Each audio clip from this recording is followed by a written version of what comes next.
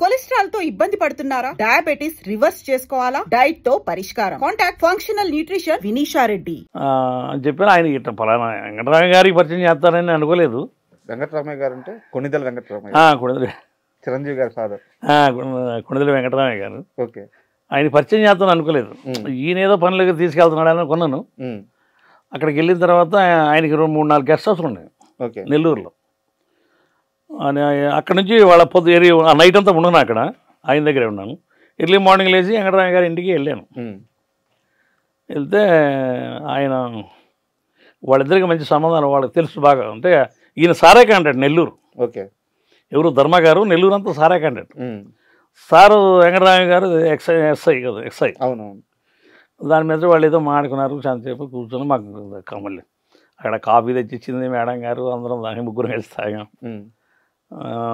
తర్వాత ఒక లేఖ ఒకటి రాసిచ్చాడు ఆయన. ఒక లెటర్ ఒకటి రాసిచ్చాడు చిరంజీవి నాన్నగారు. చిరంజీవి గారి నాన్నగారు. ఇది తీసుకెళ్ళి నాగబాబుకి అన్నాడు. ఓకే. తీసుకెళ్ళి చీని మళ్ళీ చెన్నై వెళ్ళిపోయాను. అటు నుంచి చెన్నై వెళ్ళాను, నెల్లూరు నుంచి. వెళ్తే పవన్ కళ్యాణ్ గారు ఉన్నారు గేటు దగ్గర. అక్కడమ్మా ఇక్కడ అమ్మాయి షూటింగ్ ఒక 2 రోజులు చేసి ఉన్నారు. ఉన్నాడు గేటు దగ్గరే ఉన్నాడు. ఇంకా మూవీ రిలీజ్ అవ్వరా? పవన్ కళ్యాణ్ హీరో అవ్వాలా? అకాల హీరో అవ్వలేదు అంటే స్టార్ట్ చేశారు, సినిమా స్టార్ట్ చేశారు. ఓకే. తనకిస్తే తన సింపి చదివి ఇది ఇక్కడ లేడు నాగబాబు, ముగ్గురు మనగాళ్ళు హైదరాబాద్లో అపోలో హాస్పిటల్ దగ్గర దొరుకుతుంది, అక్కడికి వెళ్ళండి అన్నాడు. మళ్ళీ ఇక నాకు ఛార్జీకి కూడా డబ్బులు 2-3 సార్లు ఈ వారం అంతా తిరిగాను కదా. సరే ఇక మళ్ళీ అట్లాగా తంటాలు పడతా వచ్చాను. మళ్ళీ ఇంటికి వచ్చి ఇంటికాడ మళ్ళీ మా నాన్నగారు ఏంది నీకు నువ్వు నల్లగా ఉంటావు, నిన్ను ఎవడ పెట్టుకుంటారు సినిమా ఫీల్డ్లో, నీకు ఏం తెలుసు అసలు సినిమా ఫీల్డ్ అంటే ఒక తెల్లగా ఉండాలి, మంచి ఇది ఉండాలా అంటే. సార్ నేనేమనుకున్నా అంటే రాజమహేశ్వరం నల్లగానే ఉండేవాడు కదా, ఆయన నల్లగానే ఉండేవాడు కదా, ఆయన చూస్తే ఆయన కూడా ఇంచుమించు అలాగే ఉంటుంది. మీ ఊర్లో మీరు చూస్తున్నప్పుడే ఆయన స్టార్ అయ్యారు. మన కళ్ళ ముందు స్టార్ అయిపోయాడు. అట్లా అనుకునేవాడు నేను. తర్వాత మళ్ళీ ఏదో కాసిన డబ్బులు తీసుకొని మళ్ళీ హైదరాబాద్కి వచ్చి, హైదరాబాద్ నాకు అసలు ఏం తెలియదు. హైదరాబాద్ అంటుంటారు తప్ప నాకు అసలు ఏం తెలియదు. ఆ ట్రైన్ ఎక్కాను. ట్రైన్లో ఒక 2 పరిచయం అయ్యారు హైదరాబాద్లో, దిల్సుఖ్ నగర్ ఏరియా వాళ్ళది. వాళ్ళు చెప్పాను వాళ్ళకి, నా పక్కనే కూర్చొని వాళ్ళకి చెప్పాను నాకు ఇట్లా తెలియదు అంటే, నువ్వు చిరంజీవి గారి దగ్గరికి వెళ్తున్నావా, చిరంజీవి గారు అంటే ఏమనుకుంటున్నావు, నువ్వు తెలుసా చిరంజీవి అంటే ఇవన్నీ చెబుతున్నారు వాళ్ళు, అనుకుంటున్నారు వాళ్ళు. సరే నా ఎమ్మటి రండి, నాకు అపోలో హాస్పిటల్ చూపించండి అని చెప్పిన వాళ్ళని తీసుకొచ్చి అపోలో హాస్పిటల్ కాడికి ఆటోలో నేరుగా ఆటోలో వెళ్తే మా ముగ్గురికి వాళ్ళిద్దరికీ నాకు కూడా ఆయన నాగబాబు గారు మొన్న టిఫిన్ పొద్దునే పొద్దుగే వెళ్ళిపోయాం కదా. ఓకే. అంటే టిఫిన్ పెట్టించాడు. టిఫిన్ పెట్టినాక వాళ్ళు సినిమా షూటింగ్ చూడడానికి వాళ్ళు అటు వెళ్ళారు. నాగబాబు గారితో కాసేపు మాట్లాడాను. కృష్ణానగర్లో యూనియన్ ఆఫీస్ ఏదో పెట్టారట్టుకుందిరా తెలియదు నాకు. అక్కడికి నేను చెన్నైలో తీసుకుంటావా ఇక్కడ తీసుకుంటావు అన్నాడు. ఆయన అడిగాడు కార్డు మీరు ఎక్కడుంటే నేను ఎక్కడ ఉంటాను సార్ అంటే, మీరు ఇక్కడే ఉన్నారు కానీ మేము ఇక్కడే సెటిల్ అయిపోతున్నాం ఇక్కడ అన్నాడు. ఆయన ఇక్కడే హైదరాబాదే అదే, నేను కూడా ఇక్కడ తీసుకుంటాను సార్ అంటే, కిందకి వెళ్ళి డౌన్లో వెళ్ళి ఆ కృష్ణానగర్లో ఒక చిన్న షట్టర్లో ఉంటుంది ఆఫీసు, అక్కడి నుంచి ఎవరన్నా తీసుకుంటా అక్కడి నుంచి. అప్పుడు ఉంగరాజు అని 2-3 ఉన్నారు అక్కడ, టైగర్ అప్పారావు వాళ్ళని తీసుకొని వెళ్ళాను.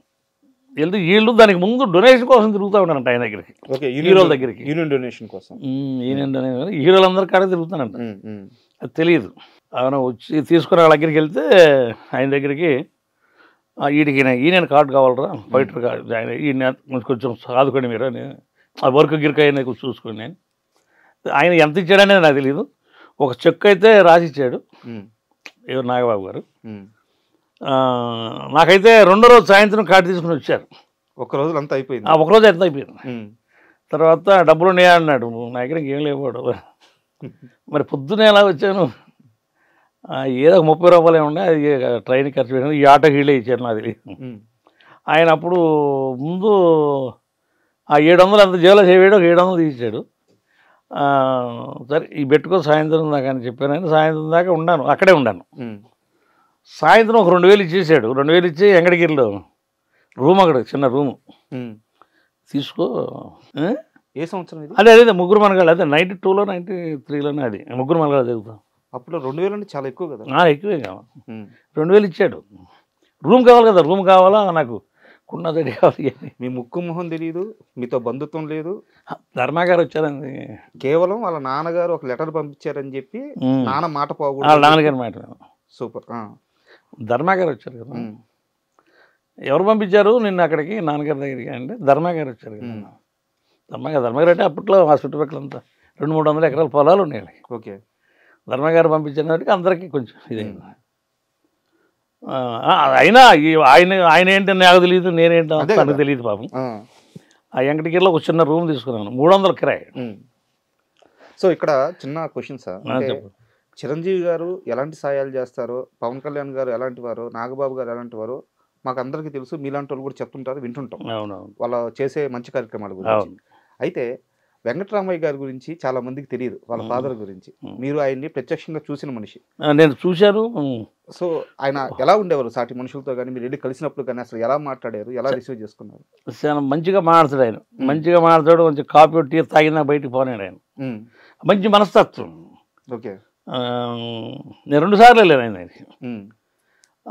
హైదరాబాద్కి వచ్చి మళ్ళీ ఊరు వెళ్ళినప్పుడు కూడా మళ్ళీ ఒకసారి మళ్ళీ ధర్మగారి దగ్గరికి వెళ్ళాను. ఇక్కడ ఓకే ఇరుక్కున్నాక కొంచెం ఆవేశం సినిమా చేశాను. ఆవేశం, అంకుశం, రాజశేఖర్ గారు ఇది చేశాను. కొంచెం నాకు చేతిలో డబ్బులు పిగిలిని, అప్పటికి నేను మంచి బాడీ రెడీ చేసేసుకున్నాను. నాకు వర్క్ మొత్తం బాగా ఫుల్ఫీడ్గా అర్థమైపోయింది. తర్వాత ఇక్కడ కొంచెం ఇంటికి వెళ్దాం, ఇంటికాడ వాళ్ళకి ముఖం చూపించేద్దాం అని నేను డోమ్కి వెళ్ళి ధర్మగారి కాళ్ళ మీద పడి ఆయనకి నమస్కారం చేశాను. ఆ తర్వాత ఆయన దగ్గరికి వెళ్ళానట్టు వెంకటరామయ్య గారి దగ్గరికి వెళ్ళాను. ఏందప్పుడు ఆయన రియాక్షన్ ఏంది? ఆయన చాలా ఇదే అయ్యాడు వెంకటరామయ్య గారు. జాగ్రత్త అని చెప్పి ఎన్ని పెట్టి తట్టాడు. మంచి మాస్ అవుతూ వెళ్ళాను. అంటే పాత రోజులు గుర్తొచ్చారకి మీరు ఎమోషన్ అయిపోతున్నారు. సో అంటే ఇండస్ట్రీలోకి వచ్చి మెగా హీరోలను కానీ, మెగా కుటుంబంలో కానీ ఒక భాగం అవ్వాలని చెప్పేసి, వాళ్ళ మనిషి అని ముద్రపడాలని చెప్పి చాలా మంది ప్రయత్నిస్తూ ఉంటారు. మీరు మాత్రం అసలు ఇండస్ట్రీలో రాకముందే వాళ్ళ మనిషిగా ఎంట్రీ ఇచ్చారు. వాళ్ళ మనిషి. సూపర్. అంటే ఇందాక మీరు రాజశేఖర్ గారి ప్రస్తావన తీసుకొచ్చారు, ఆవేశం, అంకుశం ఈ సినిమాలన్నీ చేశానని చెప్పేసి. ఒక సినిమాలో అంకుశం అనుకుంటాను రామరెడ్డి గారితో మీకు కాంబినేషన్ సీన్ పడింది. అవును. సో అంటే అప్పుడే మీరు ఫైటర్ నుంచి యాక్టర్గా కూడా చాలా ఎర్లీగా ఒక ఛాన్స్ అయితే వచ్చింది. నాకేం తెలియదు, ఫైట్ మాత్రం దుమ్ముగా ఉన్నాం కదా.